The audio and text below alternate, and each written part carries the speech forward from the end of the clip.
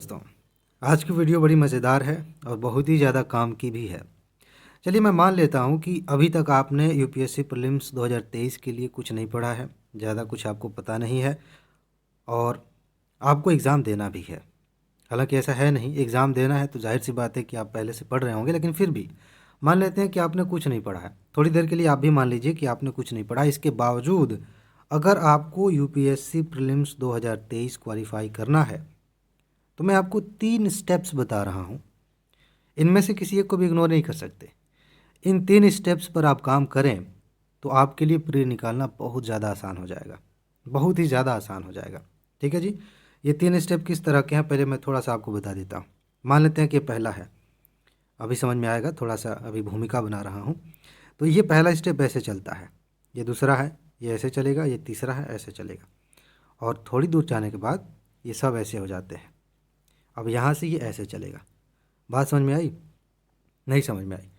अभी आगे समझाता हूँ। ठीक है, देखिए, यूपीएससी प्रीलिम्स 2023 के लिए या फिर प्री की तैयारी कर रहे हैं 24-25 जो भी है जिसके लिए कर रहे हैं, उसमें सबसे पहला जो स्टेप है ना, अगर अभी तक आपने इस पर अच्छे से ध्यान नहीं दिया है तो दे लीजिए, अभी समय है।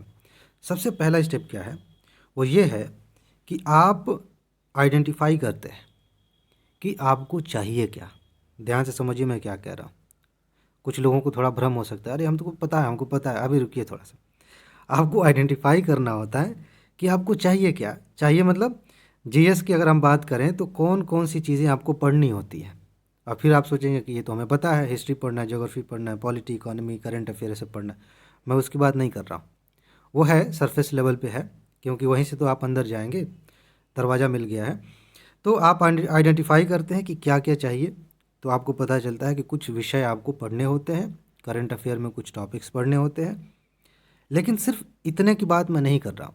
पहला स्टेप तब तक पूरा नहीं होता जब तक आप ये नहीं जान जाते कि अगर हिस्ट्री पढ़ना है तो हिस्ट्री में क्या पढ़ना है, किस चीज़ पे सबसे ज़्यादा फोकस करना है।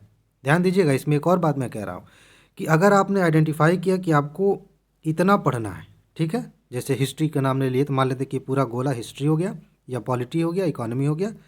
इसमें आपको ये देखना है कि इसमें से कितना पढ़ लें, देखिए अभी समय कम है, कितना पढ़ लें कि आप आराम से काम हो जाए।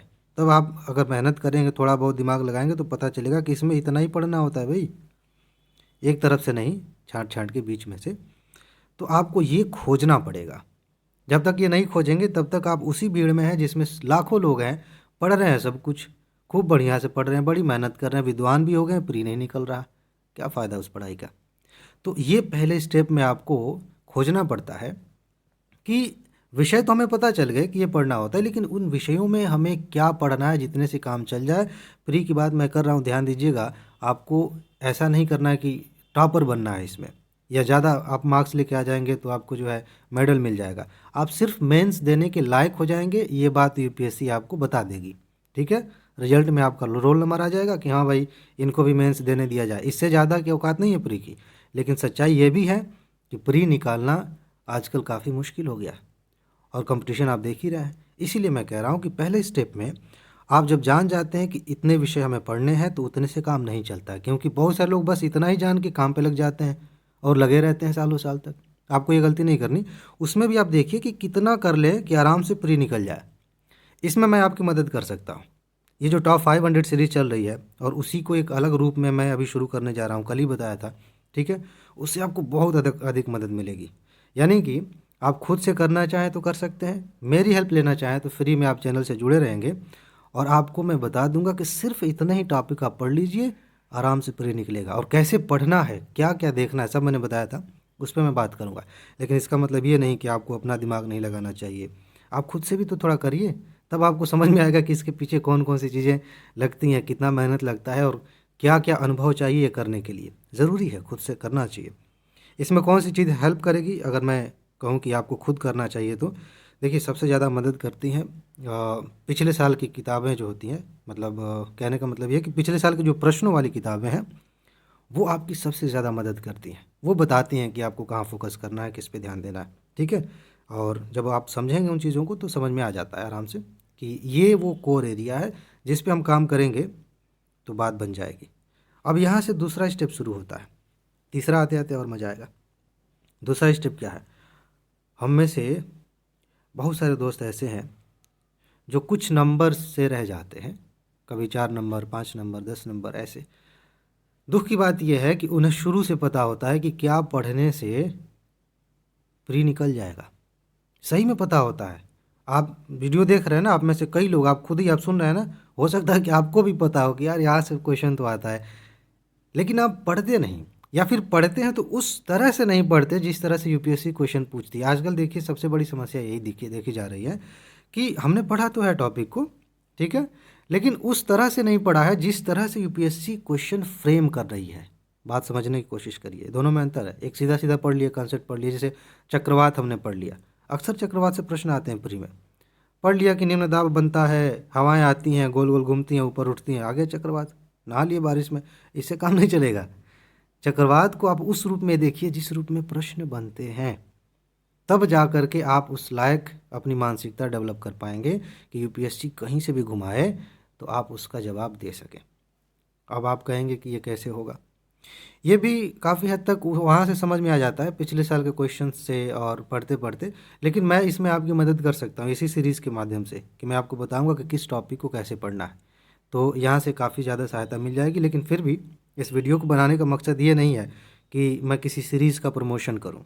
इसका मकसद ये है कि आपके अंदर वो बात डाल दूँ कि आप कहाँ कहाँ फोकस करें। इनमें से तीनों स्टेप में से किसी भी एक चीज़ को इग्नोर करके आप सोचें कि पूरी निकल जाएगा, तो आप अपने आप को अंधेरे में रख रहे हैं।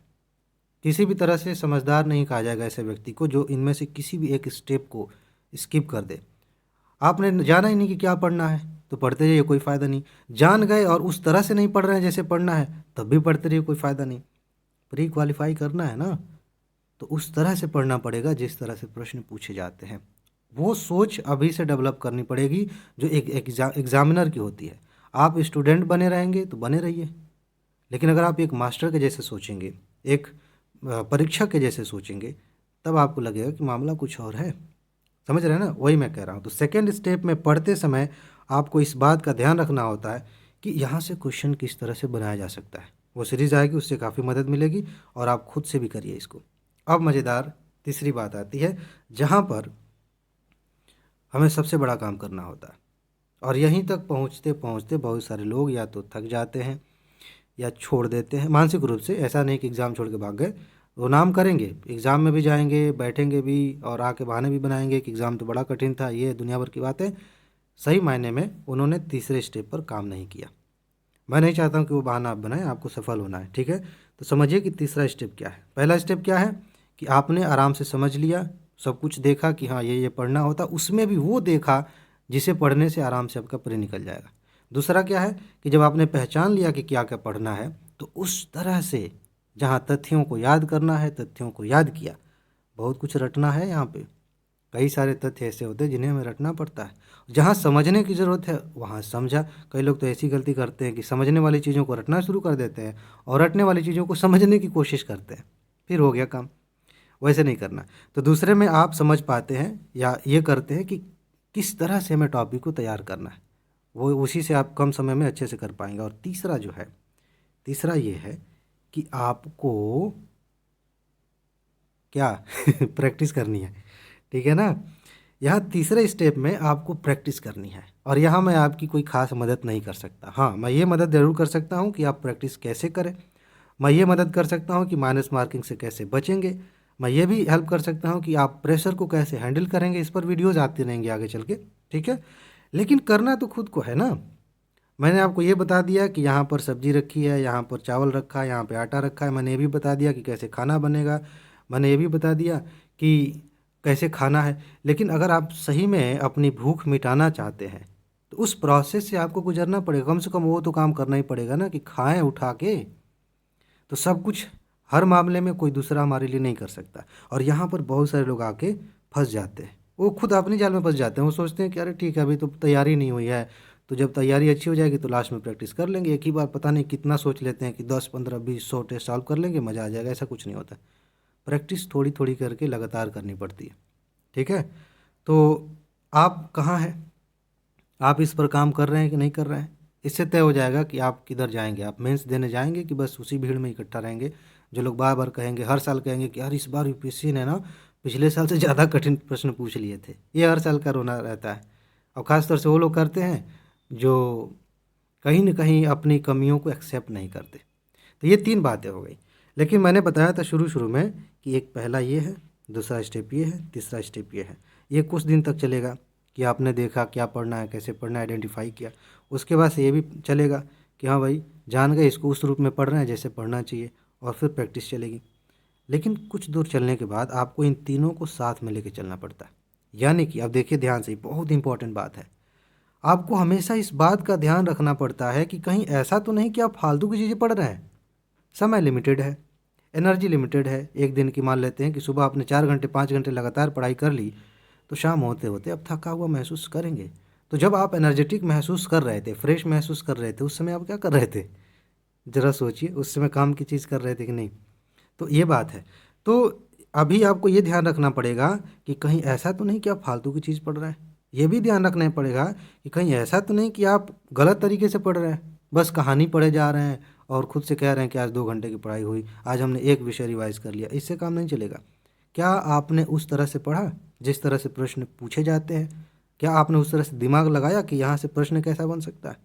और तीसरा ये जो है, इसको भी ध्यान रखना है कि ये सब कुछ करते हुए क्या आप थोड़ा-थोड़ा करके प्रैक्टिस कर रहे हैं? वो सारे लोग अपने आप को धोखा दे रहे हैं, जो अपने आप से ये कहते हैं कि एग्ज़ाम से पहले हम प्रैक्टिस करेंगे। वो सारे लोग अपने आप से धोखा दे रहे हैं, जो ये कह रहे हैं कि जब तैयारी पूरी हो जाएगी तब प्रैक्टिस करेंगे। अरे भाई!